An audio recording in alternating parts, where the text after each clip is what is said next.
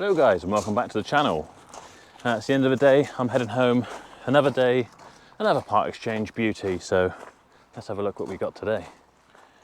So today's part exchange bargain car is this Honda CR-V, which we have taken in part exchange for £1,500. Now, as you can tell, it's an absolutely beautiful shade of dog dirt brown.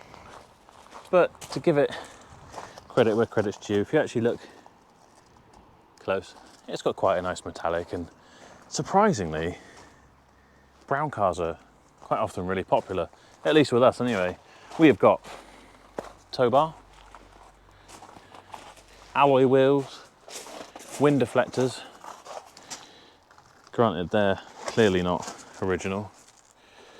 But I'm just having a quick look around as we go around now, and it's actually in really good nick.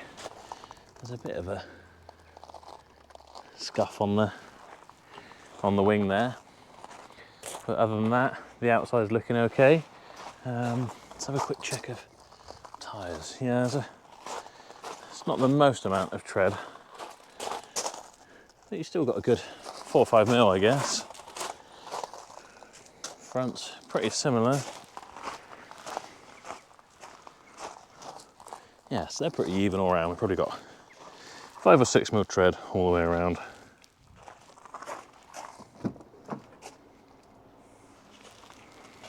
What the hell are these? These have to be the most horrendous seat covers I have ever seen. They're like something Jimmy Savile would put on his seats. They have got to go.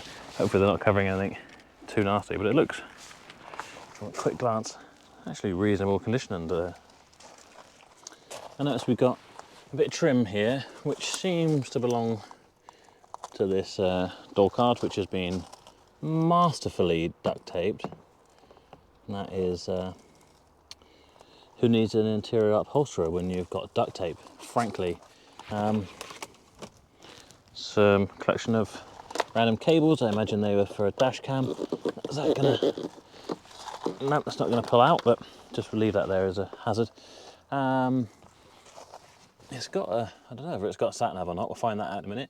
It's a 6-speed manual, it's got a funky handbrake. It has got heated seats, believe it or not. These are actually quite nice seats there.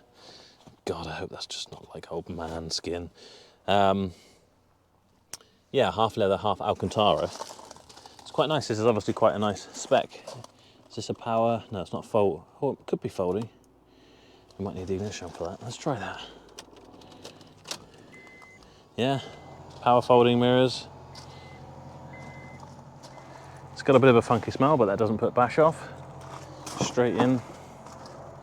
You get a better idea what the interior is actually like in the back. Honda are quite good for using sort of Alcantara. Actually, I'm not sure if this is Alcantara. It's their sort of teddy bear cloth type. God, the seat covers look even worse from back here. It's like a sports bra, isn't it? Like, who designed this?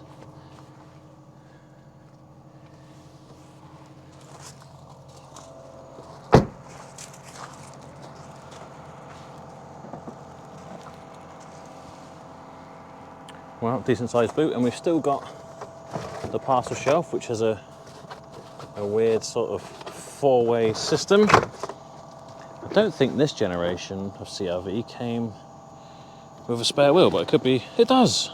I take it all back. Look at that, never been touched. It even comes with, oh, this would be interesting to tell us exactly what the colour is. Ionized bronze metallic. It's not actually dog shit brown, so lesson learned there. This car is on 148,021 miles. It's a diesel and it's a Honda, so it can probably do a lot more than that. It looks like, oh, we have got touchscreen. We've got Bluetooth audio as well. Look at that. It's actually not bad as far as sat nav goes. Usually in sort of Japanese stuff, it can be a bit tragic. We've got 1,000,001 cubby holes. This one full of, I hope it's seat covers and not some kind of like murdering sheet. The ashtray, which the gentleman did ask us, would you like an ashtray? And we said, well, does it belong to the car? said, I don't really know, but do you want one? It's like, well, sure. But it does say Honda, so I think it lives with the car. And we've even got half a tank of fuel. Check that out. Let's have a quick look under the bonnet. It's a bit of a hidden bonnet catch around here.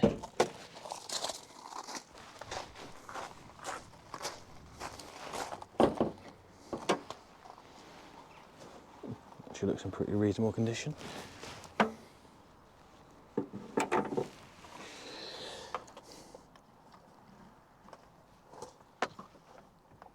God, my puny hands aren't going to allow me to do it. Let's have a look through the dipstick. That actually looks incredibly clean. You can see through it. It's always a good sign. It's not black. Okay, that's a bit awkward to go back in. No obvious leaks. Nothing much to report. Turbo's not pouring oil out. Always a good start.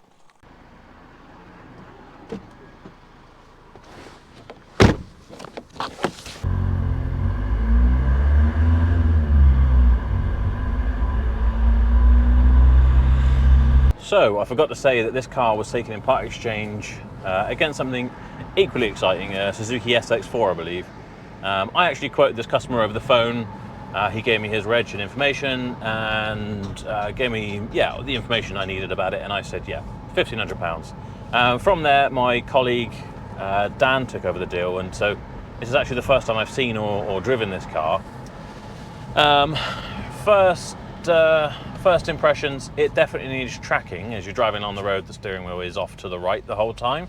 It's not pulling too much, that's a bonus.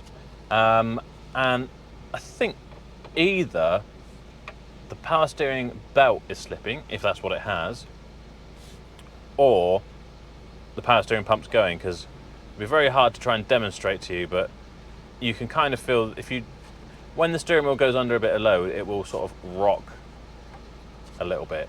And if you're doing sort of some heavy steering, maybe at lower speeds, like that is not me doing that. Excuse the dog getting in the way. That is it doing itself, as it's possibly slipping on a belt, etc. Those are obviously like really minor things, and I think for the mileage on 148,000 miles, it doesn't feel like it's got 148,000 miles on it. The interior, despite the crazy armrest thing, doesn't really feel like it's got 150,000 miles on it. If someone told you it had 100,000 miles, you wouldn't question it at all. The tuning style seat covers are growing on me. When I say growing on me, obviously I mean in the way that a tropical disease grows on you. They are horrendous. In fact, there's very questionable stains on the passenger one. But I imagine they will have protected the seats. They're going to need a hell of a wet vac because it is just like pure dust under there. The thing with seat covers, especially sort of flimsy ones like this, thin ones, people think it's protecting your seats and it's keeping things clean. It's not. It's trapping dead skin, and that's something else I noticed on this steering wheel. It's got a bit of a dry feeling to the steering wheel, and probably most people think, oh, that means, that the leather's worn out.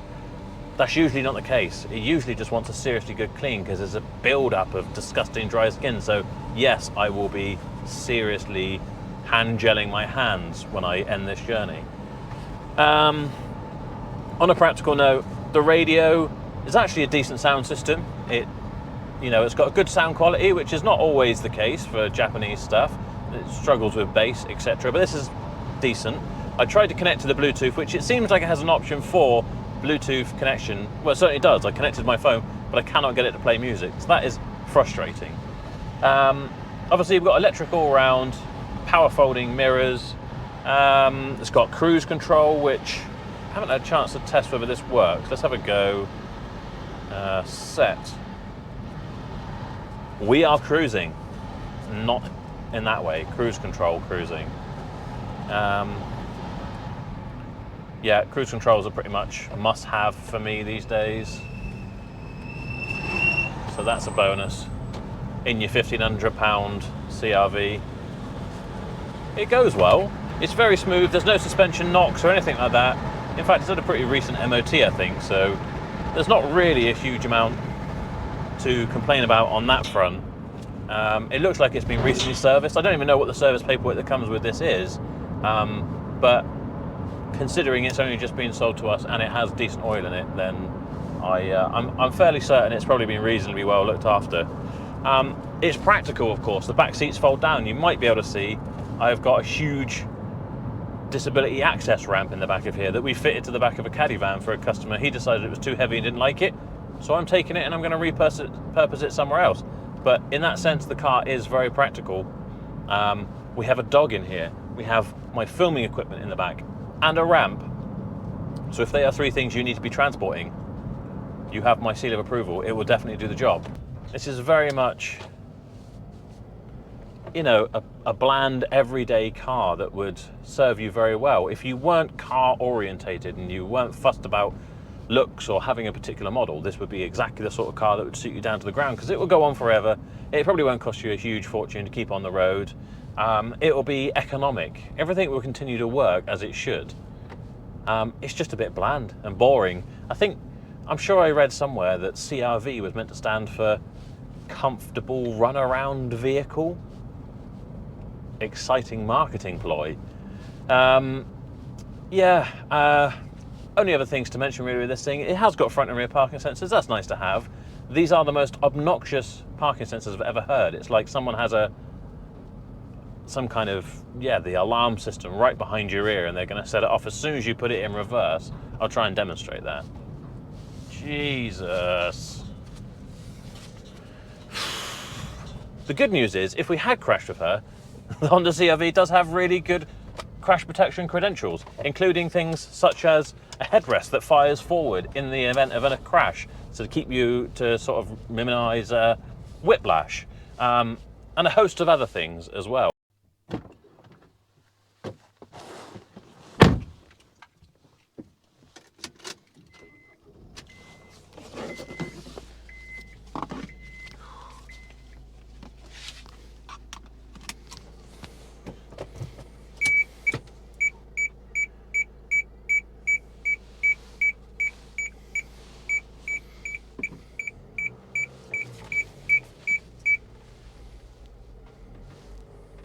Right, let's try and do a 0 to 60 now. We've dropped the dog off.